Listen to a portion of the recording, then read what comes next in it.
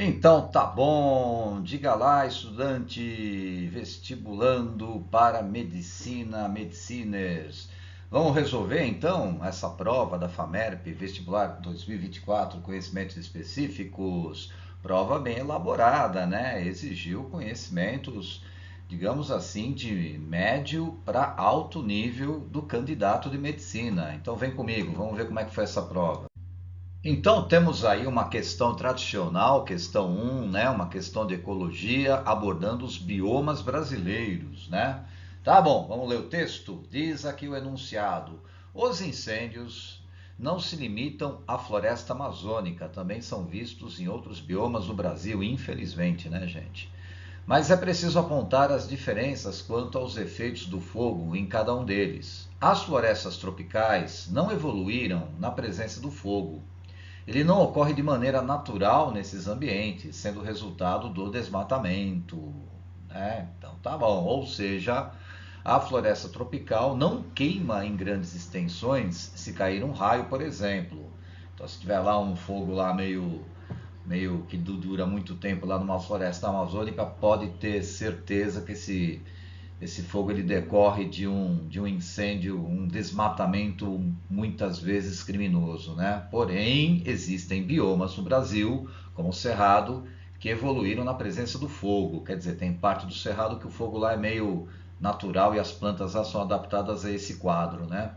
Que constitui um importante fator abiótico para a sua manutenção. Aí você está vendo que a fonte é o jornal da gloriosa Unesp. Diga-se de passagem, quem realiza o vestibular da FAMERP é o pessoal da VUNESP, certo? Então tá bom. Letra A. Qual o tipo de sucessão ecológica que ocorre em áreas naturais devastadas pelo fogo? Você sabe, tem o fogo lá, né? Vai fazer o estrago, certo? A princípio vai fazer um estrago ali na comunidade biológica, porém, né, a natureza se recupera e depois de um determinado tempo a gente vai ter a instalação de novas comunidades biológicas. Você lembra disso, né? É uma sucessão ecológica isso, né? O que a gente está falando é disso daqui, não é? Então aí nessa gravurinha, o que a gente está vendo? Exatamente algo parecido com o que tem aí no enunciado. O fogo devastou ali, por exemplo, né? Ali a região, tá certo? E nós vamos ter uma sucessão ecológica secundária. Por que secundária? A área ela era habitada, certo? Como a área era habitada, então quando, por exemplo, acontece alguma coisa que essa área que anteriormente era habitada teve uma devastação e depois em cima ou sobre essa área habitada começa a ter um novo processo de sucessão ecológica, a gente chama isso de sucessão ecológica secundária, né? Então aqui na gravurinha está mostrando isso. Ah, teve lá, por exemplo, no tempo X aconteceu uma devastação. Tá bom. 1 a 2 anos depois, né? Começa a ter uma comunidade pioneira se instalando, né? De 3 a 4 anos depois, né? Uma nova comunidade e assim por diante. Ó. Uma nova comunidade vai se instalando no decorrer do tempo, né? Você começa lá pelas comunidades pioneiras, depois vem as comunidades intermediárias, né? E até que chega, por exemplo, novamente numa comunidade clímax, né? Mas o fato é que isso é uma sucessão ecológica secundária, né? Então a gente responde parte do item A. Só que ainda no item A, ele está trazendo aqui uma outra situação, ó. Cite um componente do tronco das árvores do cerrado que as protege da destruição pelo fogo. O próprio enunciado está dizendo que parte do cerrado, por exemplo, a ocorrência de incêndio, ela é meio, entre aspas, faz parte do bioma, né? E as plantas que existem lá, elas têm adaptações a suportar, né, esse fogo, ou a suportar, por exemplo, esse quadro. Uma das adaptações, por exemplo, das árvores, é que elas têm a casca muito grossa, né? O que a gente está querendo dizer para vocês é o que vai aparecer nessa foto aqui, ó. Os troncos de árvores das plantas do cerrado, elas têm uma espessa camada de suber, né? O que é o suber? É a camada mais externa, que serve como isolante térmico, inclusive, né? Então, uma adaptação, por exemplo, aí do tronco de árvore é exatamente o que a gente está vendo nessa foto aqui, ó, um suber muito espesso. Correto? Então, sem muitas delongas, respondendo o item A, nós poderíamos responder, claro, como uma sugestão. Ó. Então é uma sucessão ecológica secundária, ok? E o suber, a casca do tronco, protege a árvore da destruição do fogo. Certinho, mas aí vem o item B, tem aqui o item B que fala assim, ó, qual característica das raízes das árvores do cerrado permite a sobrevivência dessas plantas nas áreas com pouca disponibilidade de água na superfície do solo? Tudo bem, mas a água está onde? Não tem muito na superfície, né? Mas a gente sabe que lá, por exemplo, o cerrado, ele tem muito lençol freático, né? Ele é conhecido até, por exemplo, como floresta invertida. O que acontece? As raízes de muitas árvores, de muitas plantas, por exemplo, são raízes o quê? São raízes assim, ó, né? São raízes profundas. Essas raízes profundas, elas atingem metros, né? De profundidade para absorver o que? Essa água contida no lençol freático. Correto? Então, tá bom. E ainda no item B, ele tem aí uma segunda parte do item B, né? Veja só, como os vegetais de grande porte da floresta amazônica, aquelas imensas árvores, se mantêm exuberantes em solo arenoso, pobre em nutrientes. Muita gente pensa que o solo da floresta amazônica ele é rico. Na verdade, ele não é rico, né? Na verdade, o solo da floresta amazônica é arenoso e ele armazena poucos nutrientes, né? Então alguém pode perguntar, poxa, mas como é que em cima de um solo pobre em nutrientes pode crescer uma floresta tão exuberante? É por causa da alta taxa de decomposição. O que acontece, né? Acontece que, por exemplo, quando as plantas elas perdem lá as suas folhas, né? Lá no solo, por exemplo, de algumas partes, por exemplo, da floresta amazônica, né, que não é um bioma muito simples, a gente vai ter várias paisagens também, mas tem parte lá que você vai encontrar essa serrapilheira. O que é essa serrapilheira? Um monte de folha cobrindo o solo, né? Altas temperaturas, alta umidade. Tudo isso favorece o quê? Uma intensa taxa do quê? De decomposição. Então essa matéria orgânica, ela se decompõe muito rapidamente, libera rapidamente nutrientes e rapidamente esses nutrientes eles são absorvidos pelas plantas. Praticamente não sobra nada para o solo, não é? E esse ciclo, né, intenso, certo? Vai mantendo essa exuberância que tem nas árvores. Tá bom, mas professor, como é que eu posso responder o item B aí? Olha, então uma sugestão para o item B, né? As plantas do cerrado, respondendo a primeira parte, as plantas do cerrado apresentam raízes profundas para absorver água do lençol freático. E, respondendo a segunda parte do item B, a reciclagem da matéria inorgânica, os sais minerais, provenientes do processo de decomposição da matéria orgânica, é muito rápida e intensa, o que possibilita a existência de vegetais de grande porte em solo arenoso que armazena poucos nutrientes. Certinho, vestibulando! Pois é, então vamos lá de questão 2. E a questão 2 ela traz um tema relativamente específico, né? Relacionando, por exemplo, aí a questão de biologia celular ligado à expressão gênica, né? Veja só, a figura ilustra de forma simplificada a síntese proteica em uma célula procariótica e em uma célula eucariótica. Porra, mas como é que eu vou saber quem que é o procarionte, quem que é o eucarionte? Dá para saber? Dá para saber.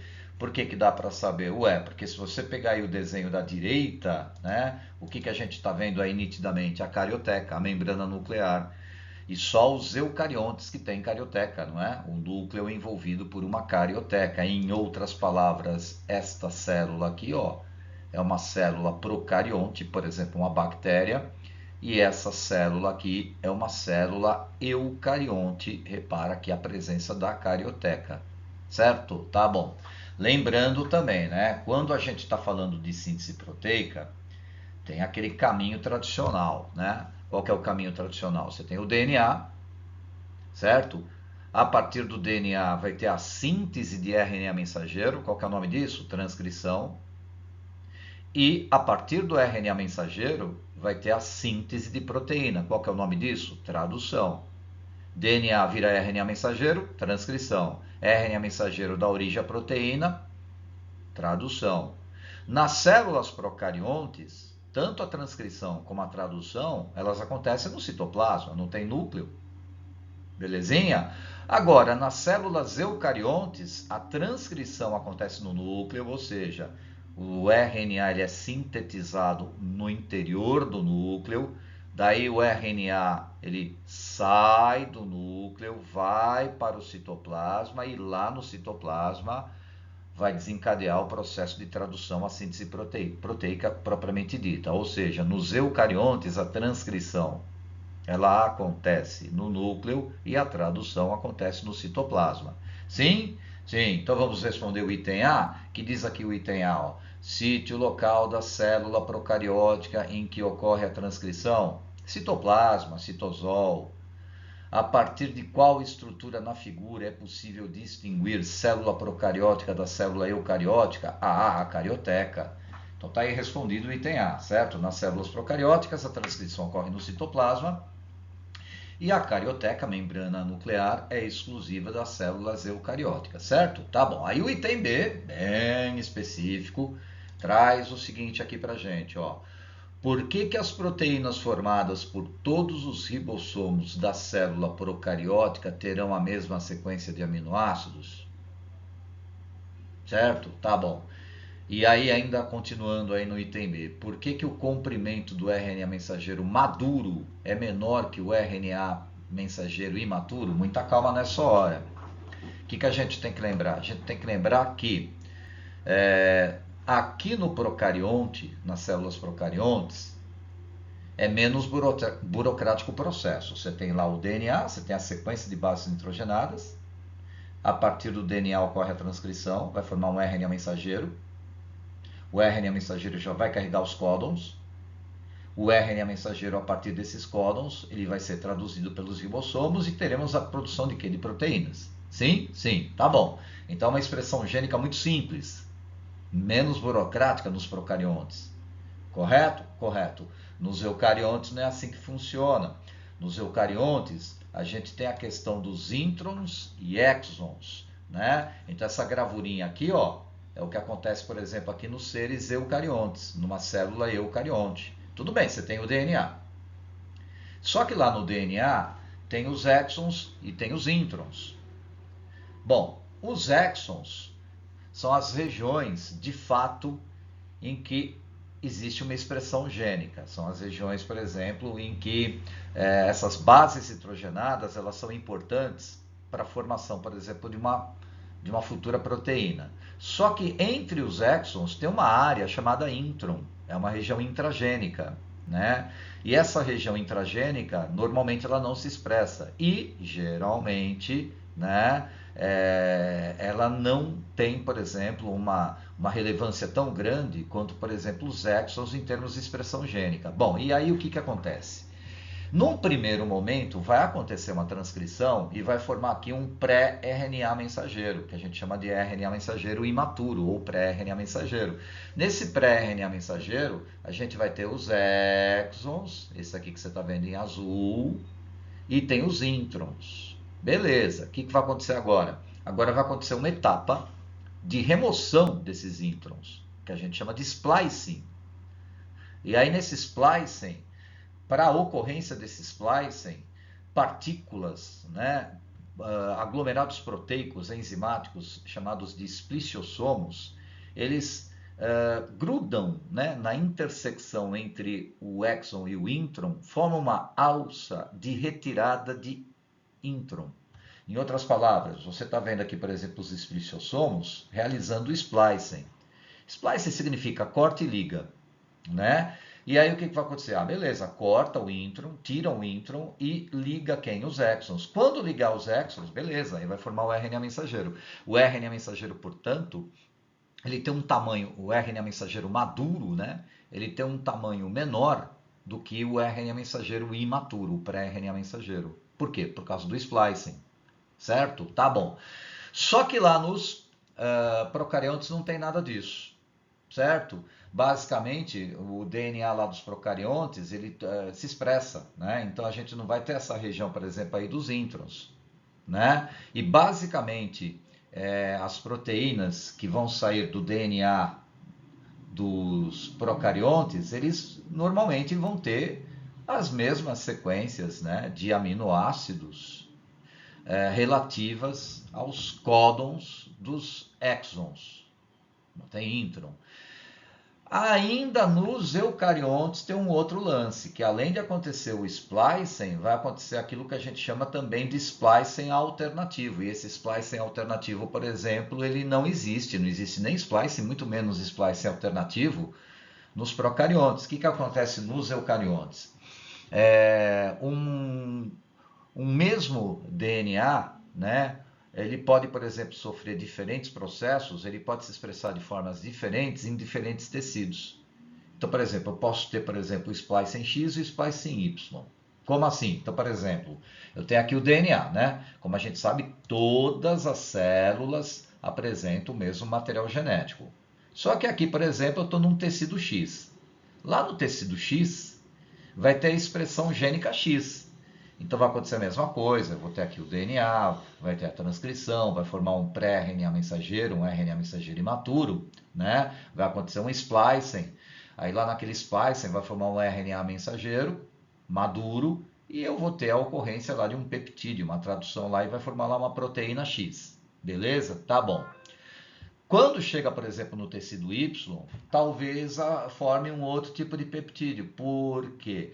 Porque, por exemplo, tudo bem, vai formar aqui um pré-RNA mensageiro, mas talvez o processo de splicing seja diferente, né? Ou seja, a retirada, por exemplo, dos introns seja feita de uma maneira diferente do que aconteceu, por exemplo, lá no tecido X. Em outras palavras, eu vou formar um RNA mensageiro maduro, diferente, e que se expressa de forma diferente do RNA mensageiro maduro lá no tecido X. E aí eu posso formar, por exemplo, aqui um grupo de aminoácidos nessa proteína Y, diferente da proteína X. Ou seja, a partir de um mesmo DNA, eu posso ter expressões gênicas diferentes, alternativas. Depende daquele tipo de tecido e depende também de como aconteceu esse splicing, coisa que a gente não encontra, por exemplo, lá nos procariontes. Então, respondendo o item B, como é que a gente poderia responder aí como sugestão, né? O item B poderia ser respondido assim, ó, porque nas células procarióticas o DNA não apresenta regiões intragênicas, não codificantes intros e não há splicing alternativo, né? Já nas células eucarióticas, o RNA mensageiro maduro é menor que o RNA mensageiro imaturo devido ao processo de splicing, remoção dos introns, durante a conversão do pré-RNA mensageiro imaturo para o RNA mensageiro maduro. Belezinha? Opa, questão 3, mostrando aí uma questão de fisiologia comparada, né? Envolvendo aí uma hidra, que pertence ao filo dos quinidários, e um cão, que pertence ao filo dos cordados, né? E está mostrando o quê? O sistema nervoso desses animais aí. Então vamos ler o texto? Diz aqui o enunciado. Analise as figuras que representam os sistemas nervosos de uma hidra e de um cachorro. Olha a hidra aqui, um monte de neurônio espalhado, né? Não tem um comando central, não tem um encéfalo. A gente tem neurônios espalhados e se comunicando através de uma rede neural, né? Então a gente fala aqui que a hidra apresenta um sistema nervoso que é difuso, diferentemente do cachorro, né? O cachorro aqui, ele apresenta, por exemplo, aqui um encéfalo e a medula espinhal e os nervos, né? Então aqui, por exemplo, a gente tem aqui um sistema nervoso central e basicamente um sistema nervoso dorsal, como é de praxe nos cordados, né? Tá bom, aí o cara tá perguntando, qual o tipo de sistema nervoso presente na hidra? Difuso. Legal, aí vem uma outra pergunta aqui que necessariamente não tem a ver com a primeira parte da pergunta A, né? Cite o órgão encefálico aqui dos mamíferos que controla o ritmo respiratório. Bom, você lembra lá que o encéfalo dos mamíferos é dividido em cérebro, cerebelo, ponte, bulbo. Dessas regiões encefálicas, qual é a que controla o ritmo respiratório? Haha, você falou bulbo. Você acertou. Então, sem muitas delongas, a gente poderia responder isso daqui, ó, item A. A hidra apresenta um sistema nervoso difuso e o bulbo é o órgão do encéfalo dos mamíferos que controla o ritmo respiratório. Sim? Sim. Então tá bom. Letra B. Bom, Sabendo-se que a fisiologia do sistema nervoso do cachorro é semelhante ao do ser humano, cite a letra X, Y ou Z que indica o órgão do sistema nervoso central que participa do reflexo patelar do cachorro. E explique essa ação reflexa citando os nervos do sistema nervoso periférico que participam dela. Vamos lembrar então do ato reflexo.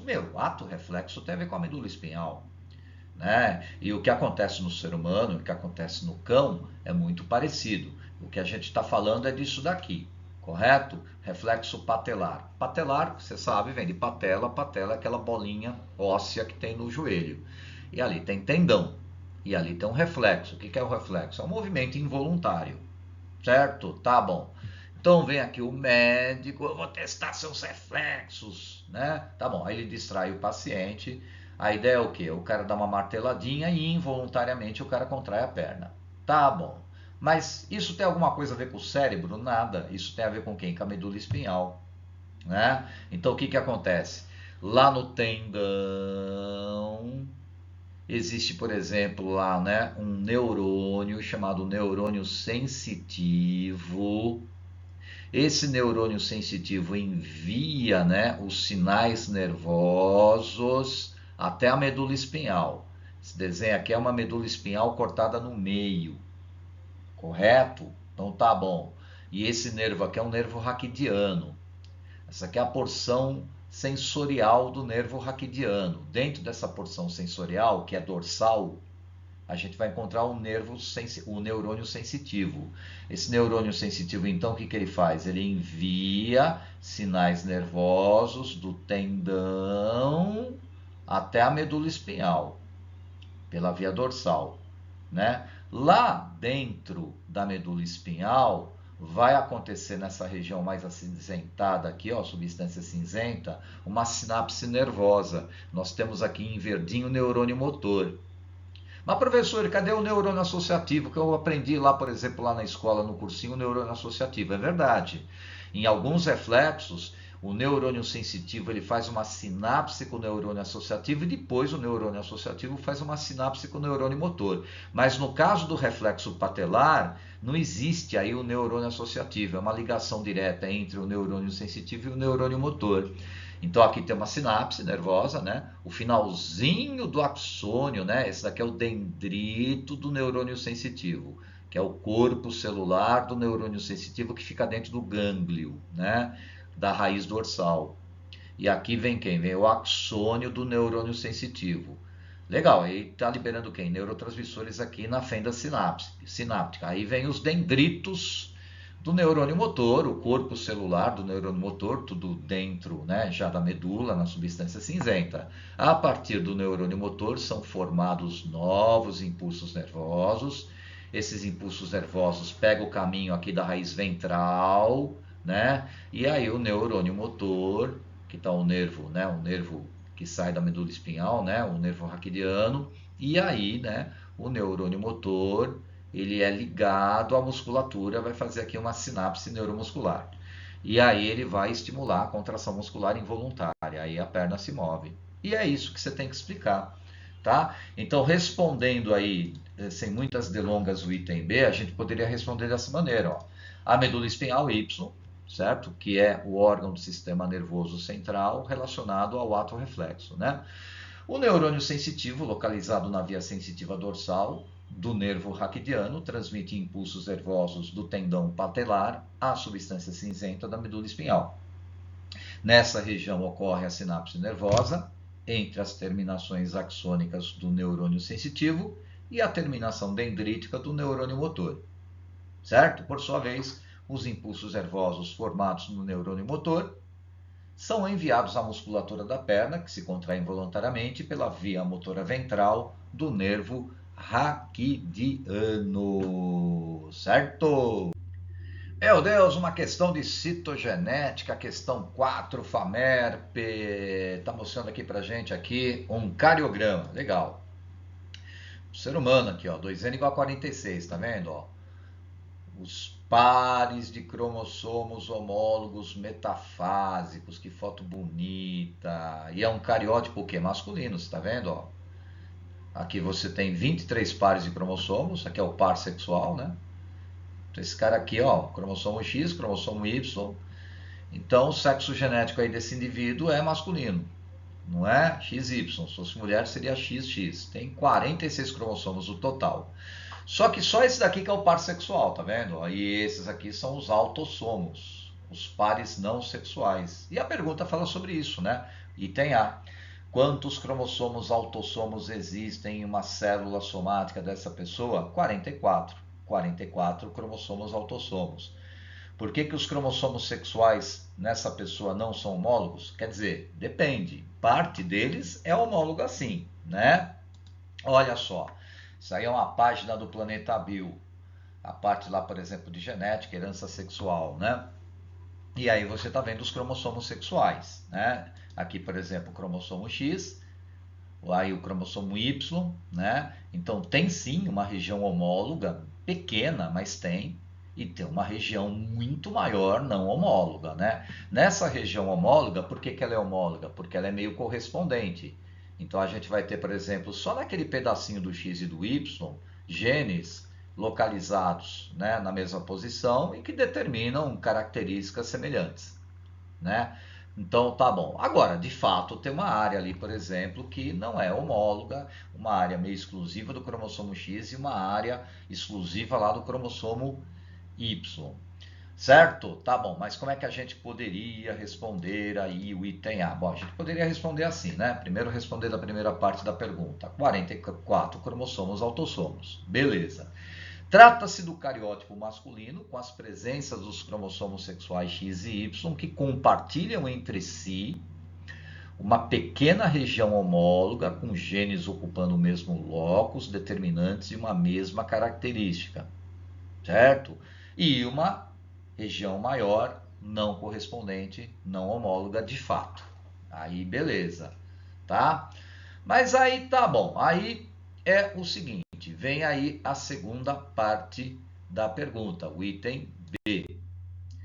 E aí no item B, ele está falando o seguinte, ó, suponha que durante a meiose houve troca de segmentos cromossômicos entre os cromossomos 10 e 14. Muita calma nessa hora, eles não são homólogos. Você tem aqui o cromossomo 10. Você tem aqui o cromossomo o quê? 14. Ah, é crossing over. Não é crossing over. Ah, mas não teve troca de pedaços de cromossomo? Isso não é crossing over? É crossing over se tiver troca de pedaços entre cromossomos homólogos. Mas eles não são homólogos.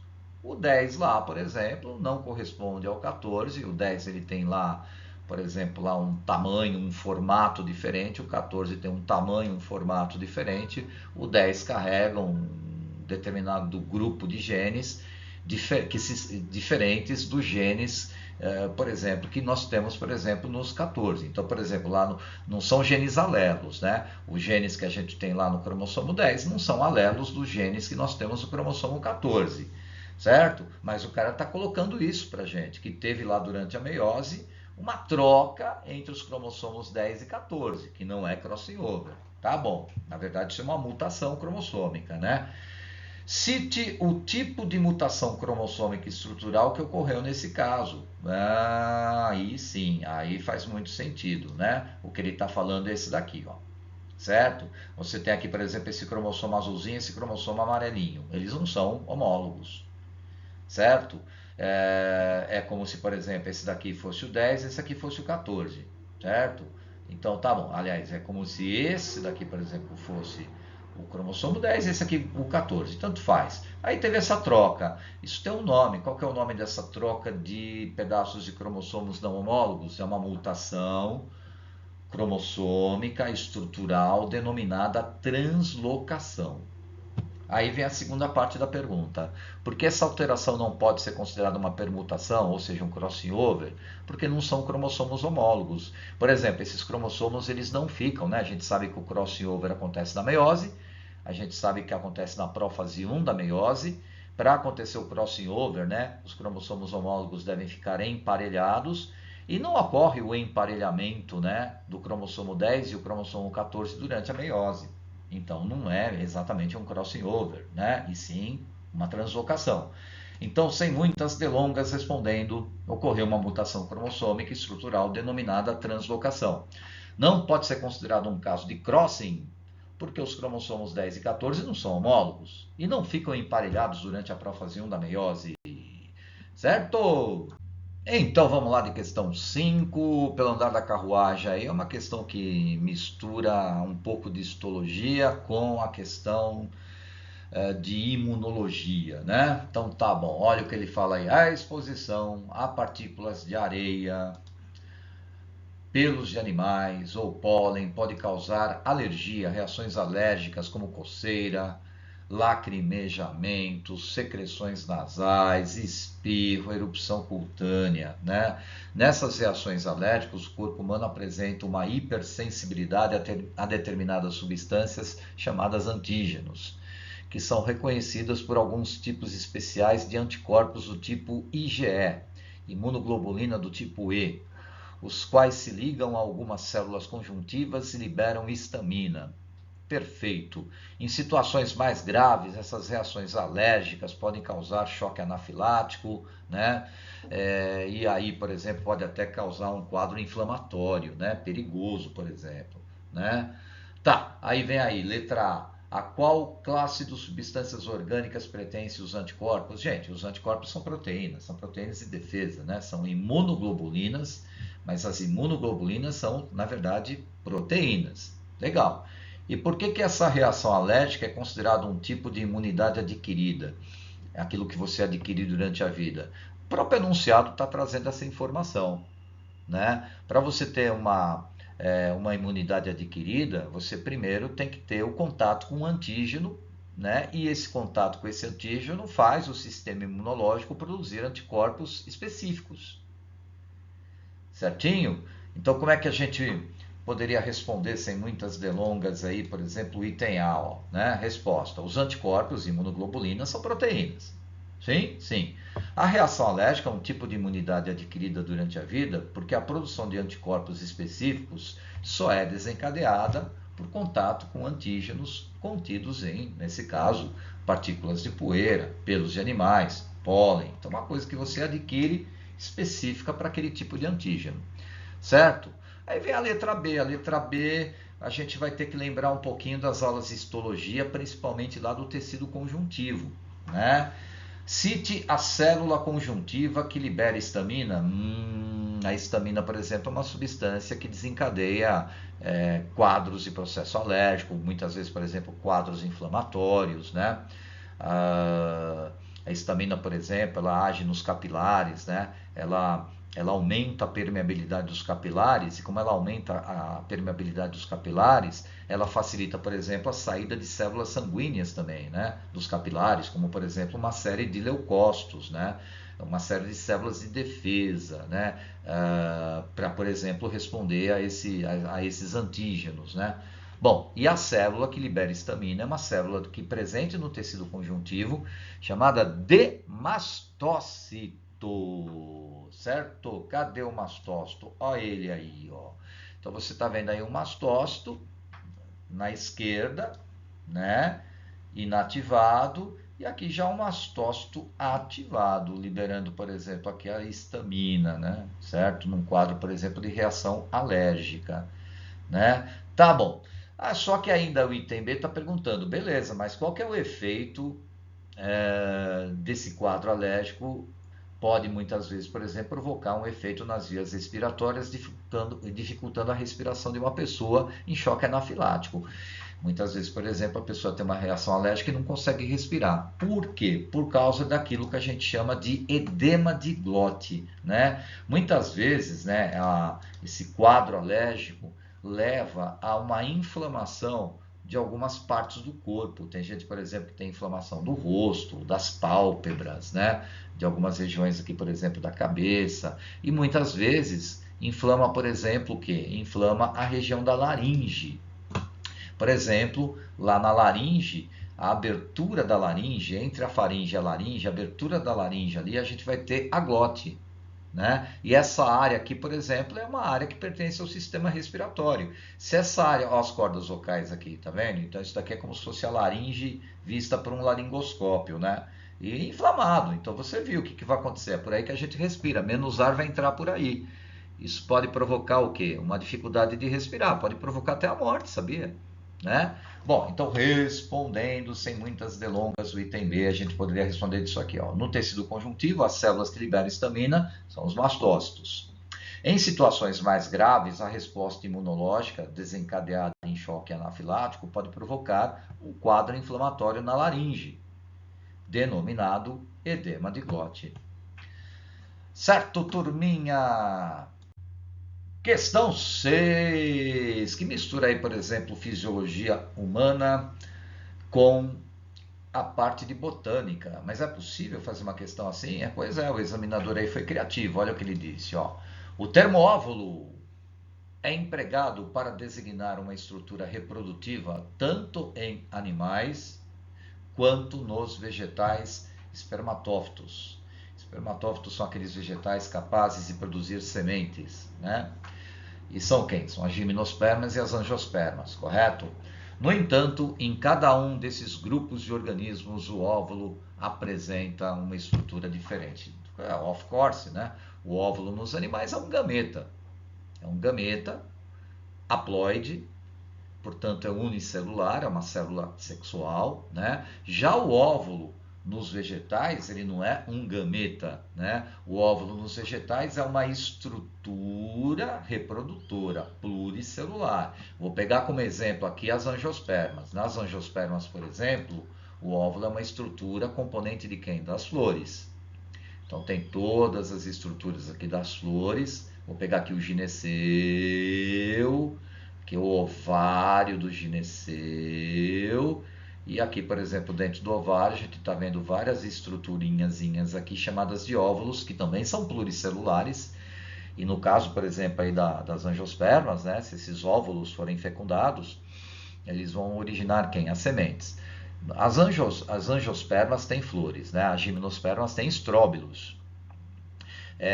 Dentro desses estróbilos também tem estruturas denominadas óvulos, né? Então, se também acontecer uma polinização e depois uma fecundação nas gimnospermas, os óvulos também vão originar sementes. Só que a única diferença é que não tem ovário na gimnosperma, né? E existe um ovário na flor da angiosperma, né? Se acontecer uma polinização, uma fecundação bem sucedida, né? O ovário nas angiospermas se transforma no fruto e os óvulos se transformam em sementes. Na gimnosperma não tem ovário, então não tem fruto, mas tem o óvulo, então vai ter só o que? A semente. De qualquer maneira, no universo das plantas, óvulo é uma estrutura reprodutora pluricelular. Então, sem muitas delongas, respondendo o item A, os óvulos dos vegetais espermatófitos são estruturas pluricelulares diploides, que fazem parte dos estróbilos ou das flores, que originam as sementes após a fecundação. Nos animais, o óvulo é um gameta unicelular haploide. Certinho? Então tá bom. Letra B. Agora é a parte da fisiologia humana, né?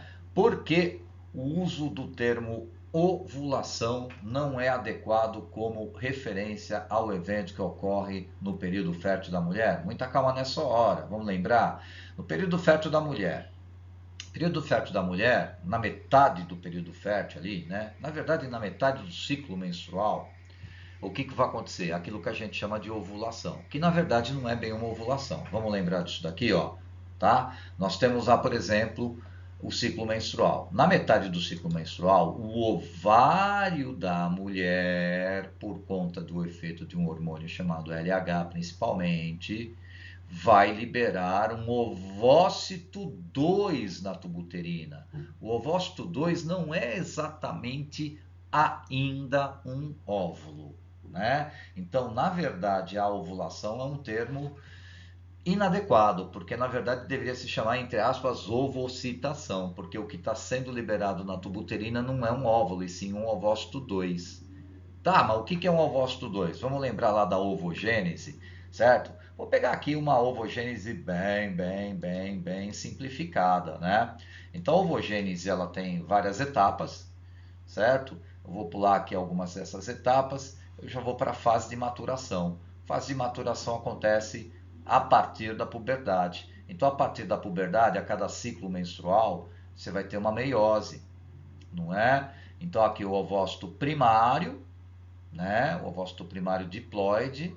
As meninas nascem com um número entre 300 mil até 500 mil ovócitos primários. Ela já nasce com o ovócito primário, estacionados lá na prófase 1 da meiose. Quando chega na adolescência, por questões hormonais, esse ovócito 1, a cada ciclo menstrual, desencadeia um evento meiótico, uma meiose. Legal, né? Só que essa meiose é um pouquinho diferente. O que vai acontecer? A partir do ovócito 1 vai rolar meiose 1, prófase 1, metafase 1, anáfase 1, telófase 1. Beleza. Aí vai formar quem? Vai formar o ovócito secundário, haploide, e o primeiro corpúsculo polar também haploide.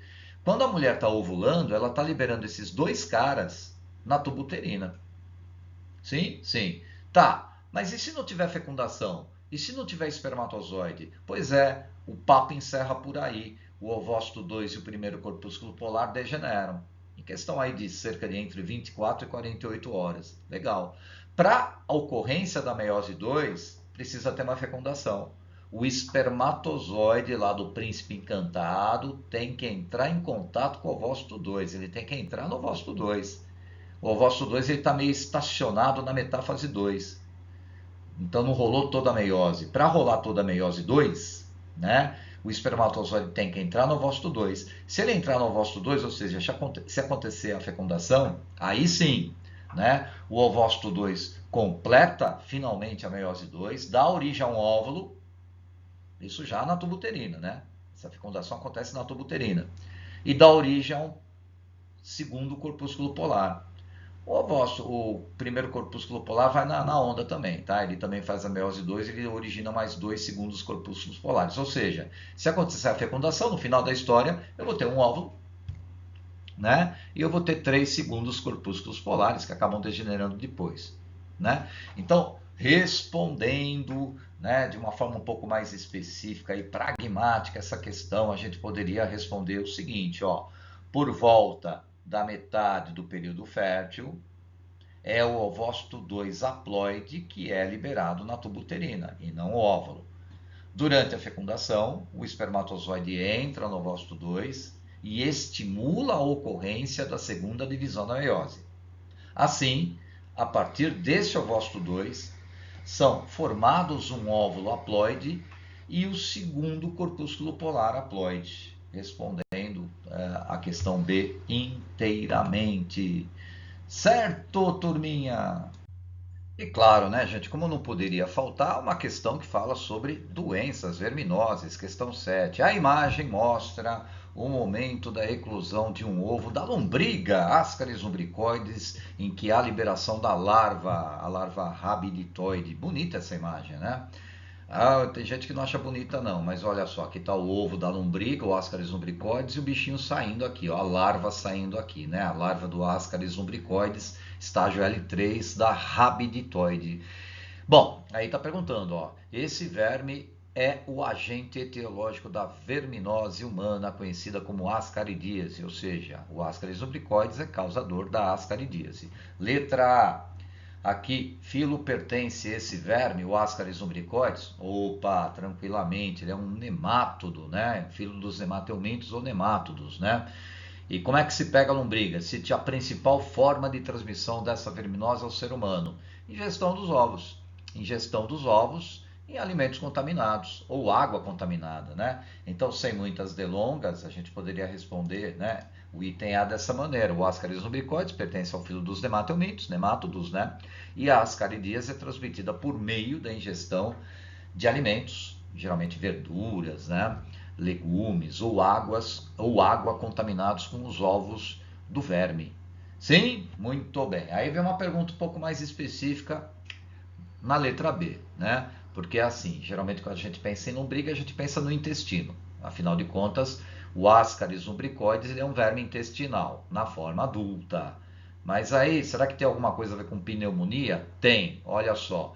Ao longo do ciclo de vida desse verme, em que órgão do corpo humano o ovo abre? É lá no intestino. Tá bom. Por que, que a pessoa acometida pela ascaridíase pode apresentar pneumonia? Como assim? O que, que tem a ver o Ascaris lumbricoides com pneumonia?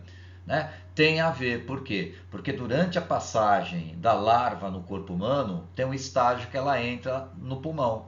Como? Vamos dar uma lembradinha? Vamos abrir lá uma página do Planeta Bio. Está aqui uma página do Planeta Bio mostrando para gente o ciclo de vida do Ascaris lumbricoides, né? Então tá bom. Então, sem muitas delongas aqui, né? A gente sabe lá que o indivíduo contaminado, por meio de suas fezes, libera os ovos do Ascaris lumbricoides. Esses ovos podem contaminar o meio ambiente, podem contaminar os alimentos, verdura, água, etc.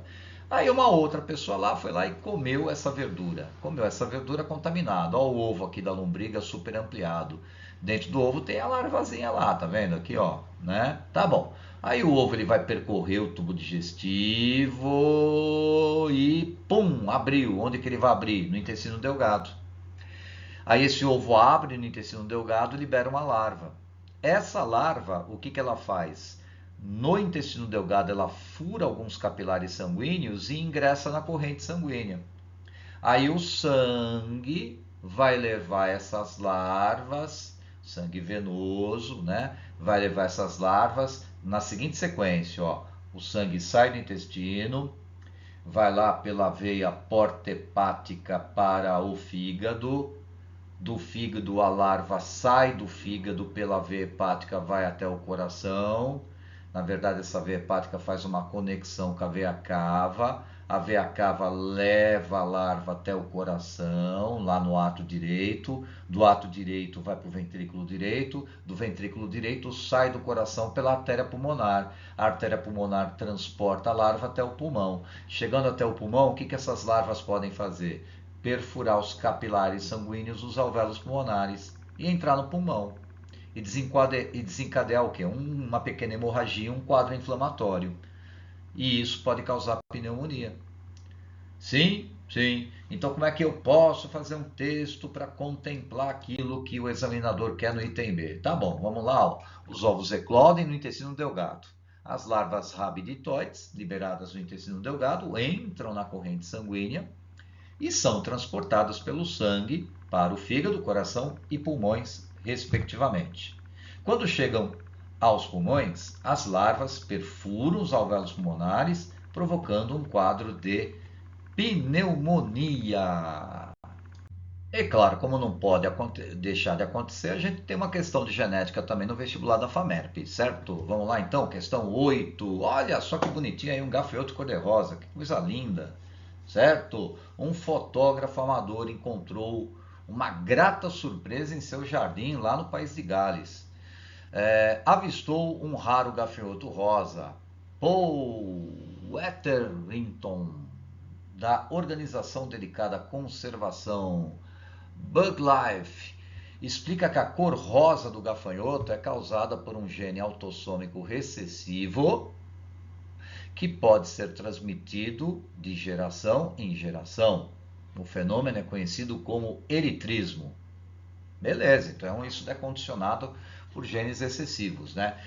Letra A, explique do ponto de vista evolutivo por que, que esses gafanhotos rosas poderiam ser uma população numerosa caso a cor rosa fosse uma advertência, uma coloração de advertência ou aposematismo, ou seja, é aquela tal história, não mexe comigo, hein? Já estou te mostrando, ó, a cor rosa, o predador aprende que não é uma boa ideia comer, né? Por quê? Porque talvez esse animal seja venenoso, talvez esse animal, por exemplo, não seja, do ponto de vista da saúde para o predador interessante.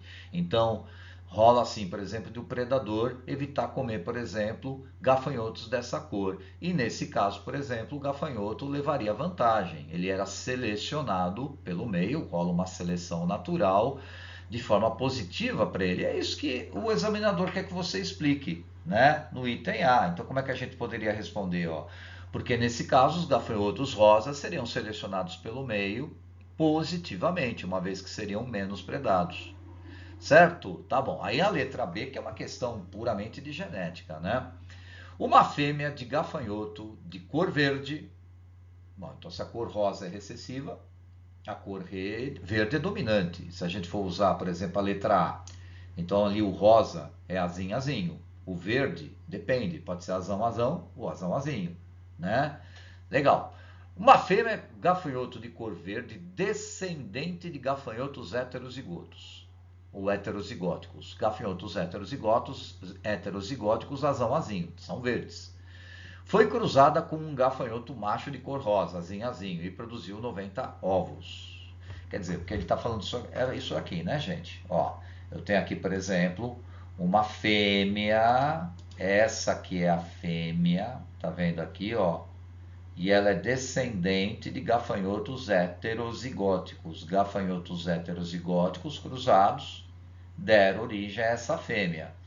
A gente sabe que ela é o que? A gente sabe que ela é verde. O que a gente não tem certeza é o genótipo dela. Será que ela é azão-azão? Será que ela é azão-azinho? Então ela é azão-traço. Ela pode ser azão-azão? Pode. Ela pode ser azão-azinho? Também pode. Temos certeza?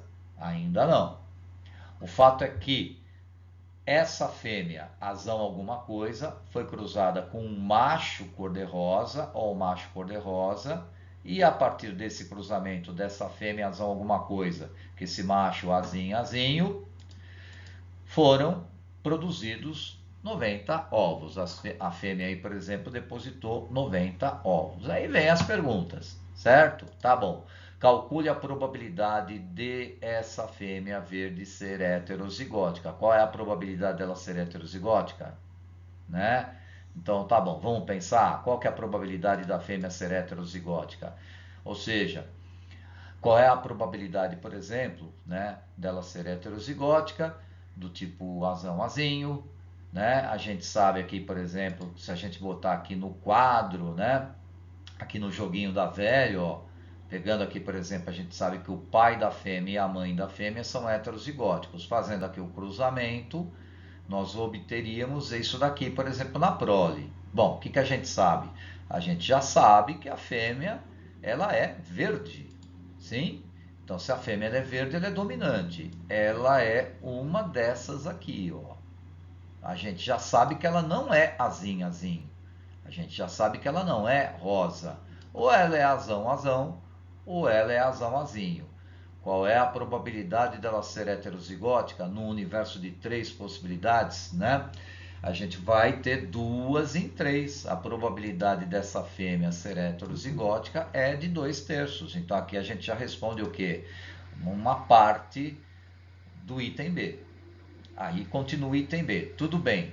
Dentre os 90 ovos, agora é aqui o alvo, ó, tá vendo? Dentre os 90 ovos produzidos, quantas fêmeas rosas são esperadas? Então tá bom. Então vamos lá. Passando para esse universo, ó, esse cruzamento agora. A gente vai ter aqui uma probabilidade condicional, né? Porque ele está querendo o quê? Que nasçam aqui, ó, desses 90 ovos, fêmeas rosas. Só que fêmea rosa teria que ser azinho, azinho.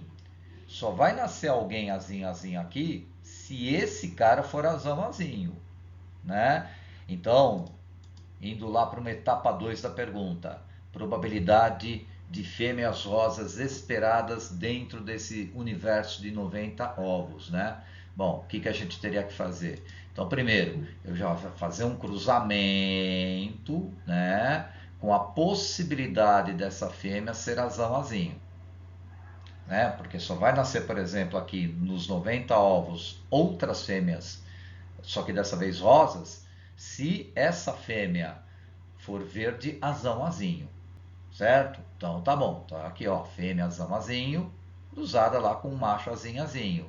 E aqui a descendência desses 90 ovos, correto? Então tá bom. Tá, então qual é a probabilidade aí? Então são 3 probabilidades. A gente vai ter essa conta aqui. Primeiro, a probabilidade vai ser igual a, primeiro, a probabilidade da fêmea ser azão, azinho. Qual é a probabilidade dessa fêmea aqui ser azinho? Probabilidade condicional de 2/3. Sim? Sim. Segunda probabilidade, a probabilidade de nascer uma fêmea dentro daqueles 90 ovos. Pode nascer macho, pode nascer fêmea. Qual é a probabilidade de nascerem fêmeas naqueles 90 ovos? Meio, meio. Certo? Tá bom. E aí vem a terceira probabilidade, a probabilidade de nascer indivíduos rosas. 1/4. Né? Quando a gente fez o cruzamento aqui, a gente achou esse resultado. Né? Aliás, 1/4 não, meio. Né? A probabilidade igual a meio. Então, probabilidade meio. Então, a resposta total, probabilidade 2/3 vezes meio vai dar 1/6. Essa é a resposta? Não. A gente tem que fazer o quê? 1/6. Essa é a probabilidade de nascerem, né? Fêmeas rosas dentro desses 90 ovos. Só que é 90 ovos, então tem que fazer 1/6 de 90. E o número esperado, se a gente simplificar aqui, ó, 90 por 6 é 15. Né? Então, o número esperado de fêmeas rosas que vão nascer desses 90 ovos, o número esperado é 15, certo? Então, sem muitas delongas, a gente poderia responder da seguinte maneira, dessa maneira aqui, ó, certo? Então, tá bom, item B, respondendo item B, probabilidade da fêmea ser verde é de 2/3. São esperadas 15 fêmeas rosas provenientes dos 90 ovos, certo? Então, tá bom, mediciners, vestibulando medicina, usuário Planeta Bio. Aqui no Planeta Bio desejamos a todos vocês um excelente 2024, um excelente Natal para você e toda a sua família e principalmente sucesso nos vestibulares. Estamos aqui para apoiar vocês, tamo junto, grande beijo. Tchau, gente!